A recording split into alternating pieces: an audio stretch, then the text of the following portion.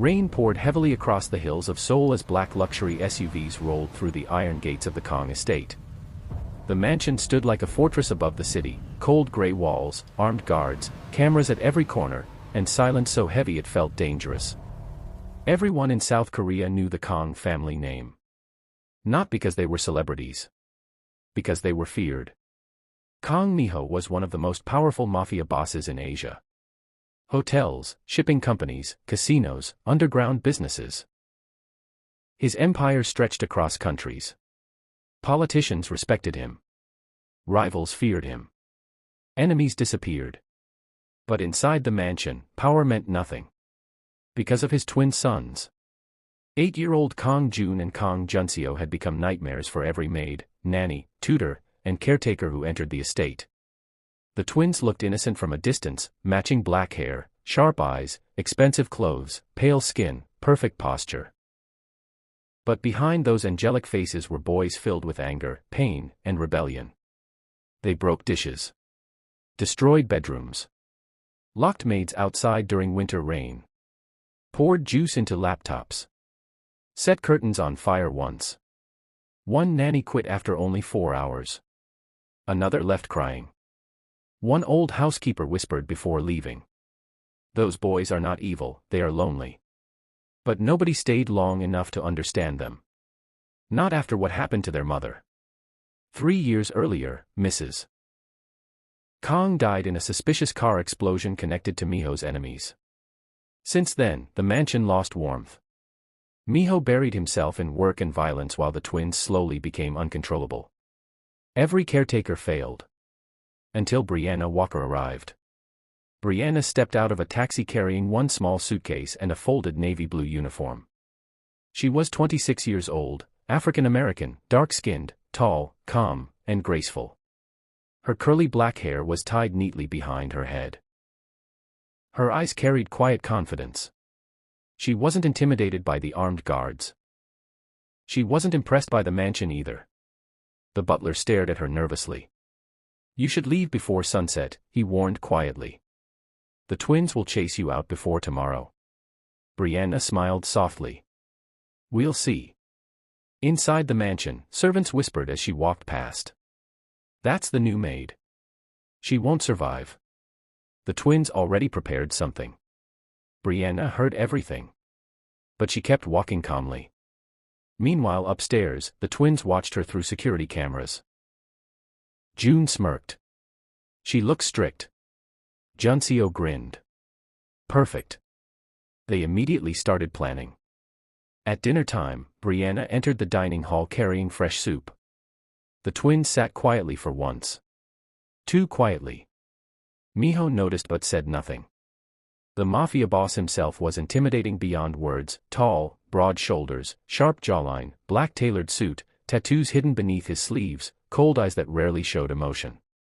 He barely looked at Brianna. Another maid. Another temporary employee. Nothing more. As Brianna placed soup bowls down, June secretly stretched his foot. Trying to trip her. But instead of falling, Brianna calmly shifted balance without spilling a single drop. The twins blinked in surprise. Interesting. Then Junseo pressed a hidden remote beneath the table. A prank they prepared earlier. Water suddenly exploded from tiny pipes under Brianna's chair. The servants gasped. Previous maids usually screamed or cried. But Brianna simply stood up, grabbed a towel, dried the chair slowly, then sat back down calmly. The twins exchanged confused looks. No reaction. Mi-ho finally glanced up. For the first time in months, curiosity crossed his face. The real attack came later that night. At exactly 11 p.m. Brianna entered her maid quarters and immediately noticed something strange. The room was freezing cold. Windows wide open. Bed covered in black paint. And dozens of cockroaches crawling across the floor. A message written on the wall read, "Leave." Most workers would have run away instantly. Instead, Brianna quietly removed her jacket. She cleaned the room herself. 1 hour later, she was finished. Then she walked directly to the twins' bedroom. Without knocking. The boys froze. Nobody ever entered their room uninvited. Brianna looked around calmly. Messy snacks. Game consoles. Expensive toys everywhere. But underneath the chaos, loneliness. She walked toward them slowly. You boys done. Silence. You can keep trying to scare me, she continued softly. But I'm not leaving. Juncio narrowed his eyes. You're scared. No, Brianna replied. June crossed his arms. Everybody leaves. Brianna paused. And for the first time, she saw the pain hidden behind their behavior. Not cruelty. Abandonment. She knelt in front of them gently. I won't. The twins stared silently. Something inside them shifted for the first time in years. Days passed. The mansion slowly changed. Brianna created schedules. She cooked breakfast herself. Made the twins clean their own messes. She didn't yell. Didn't fear them. Didn't flatter them because they were rich. And somehow, the twins began listening. She taught them discipline without cruelty. Warmth without weakness. At first they resisted. Then slowly, they started smiling again. The servants couldn't believe it. The twins stopped breaking things. Stopped attacking workers. Stopped screaming at night. Even Miho noticed. One evening he stood silently outside the playroom watching Brianna help the twins with homework. The boys were laughing. Actually laughing. A sound missing from the mansion for years. Miho felt something strange in his chest. Peace. Something he no longer recognized. But peace never lasts long in dangerous families. One night, while Brianna tucked the twins into bed, gunshots suddenly echoed outside the estate. The mansion alarms exploded. Guards shouted downstairs. Miho's enemies had found the estate. The twins panicked immediately. Fear filled their faces. Brianna quickly pulled them away from the windows. It's okay, she whispered calmly. But deep down, even she was terrified. Heavy footsteps thundered through the hallway. Then Miho burst into the room holding a gun. His white shirt stained with blood. Stay inside, he ordered coldly. But before he could leave, explosions shook the mansion. The lights died instantly. Darkness swallowed everything. And somewhere downstairs, men were screaming. The emergency backup lights flickered red across the mansion halls. Smoke spread slowly through the estate. The twins clung tightly to Brianna for the first time since she arrived. Not acting tough. Not pretending to be fearless. Just children. Scared children. Outside the bedroom, bullets echoed through marble hallways. Miho stood by the door gripping his pistol tightly while speaking into his earpiece. Seal the east wing. Nobody gets upstairs. Blood dripped slowly from his arm, but he ignored it. Brianna noticed immediately. You're injured. I've survived worse. His voice remained cold. But before anyone could speak again, another explosion shattered nearby windows. Glass rained across the room. The twins screamed. Without hesitation, Brianna covered both boys with her body while Miho fired toward the hallway. The attackers were getting closer. Miho knew exactly who sent them. Chairman Lee. An old rival who wanted control of the Kang Empire. For months there had been tension, threats, betrayals. Tonight was assassination night. And Miho's enemies chose the perfect moment. Because they believed the Mafia boss was emotionally weak now. They heard rumors. Rumors about the Maid changing the household. Rumors about Miho smiling again. In the criminal world, emotions were dangerous. Love made powerful men vulnerable. Secret passage, Miho ordered.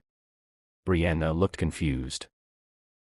He moved a bookshelf aside, revealing a hidden steel door behind it. The twins immediately grabbed Brianna's hands. You're coming too, June said quickly. Miho noticed that. The boys trusted her more than anyone else now. Together they entered the underground tunnel beneath the mansion while gunfire exploded above them. The tunnel was cold and dark, lit only by emergency lights. As they walked, Juncio suddenly asked quietly, "Are we going to die?" Brianna squeezed his hand gently. "No. But everybody leaves us," he whispered. Her heart broke hearing that. She stopped walking and knelt before both boys. "Listen to me carefully," she said softly. "You are not hard to love. Adults failed you. That's different." The twins stared at her silently. No one had ever spoken to them like that before. Not teachers.